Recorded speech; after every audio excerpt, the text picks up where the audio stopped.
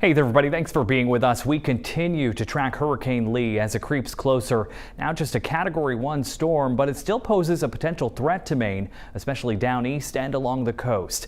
And we have just learned in the last half hour, President Joe Biden has approved Governor Janet Mills' request for an emergency declaration ahead of the storm, paving the way for federal assistance for Maine. This comes after the governor declared a state of emergency of her own.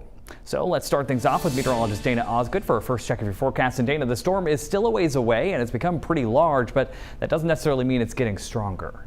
Exactly, Zach. And actually, as the storm becomes larger, it becomes weaker as well. I mentioned this earlier in the night, but the storm has started to stretch itself out from north to south. And though it makes it look larger and more menacing, in fact, it means that the storm is getting weaker. And you can really see that here by the very large eye. When the eye is like that, it can't really be as strong of a storm. Currently to the west of Bermuda, Hurricane Lee is currently a Category 1 storm, but it's going to continue to track northward, and as it does, it's going to enter colder water, which means it's going to continue to weaken further. And by the time it makes landfall, it will likely be below hurricane guidance, more in line with tropical storms. So at this point, the cone has shifted towards the east, making landfall more likely along Canada or in Nova Scotia. But since the storm is so large geographically, we are going to see effects outside of this cone here, which includes here in Maine. Therefore, the National Weather Service has issued a plethora of different warnings and watches over the past couple of days.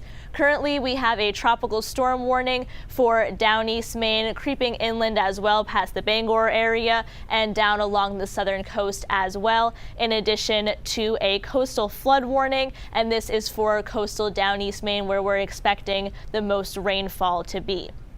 So as we get into tomorrow morning, we're actually going to see the first impacts of Hurricane Lee, which is just some high clouds. So these clouds here in this kind of banding structure are out ahead of Hurricane Lee, and then we're going to see the impacts in terms of precipitation start throughout the day on Saturday. And I'll talk more about this in just a minute, Zach. All right, Dana, thanks so much.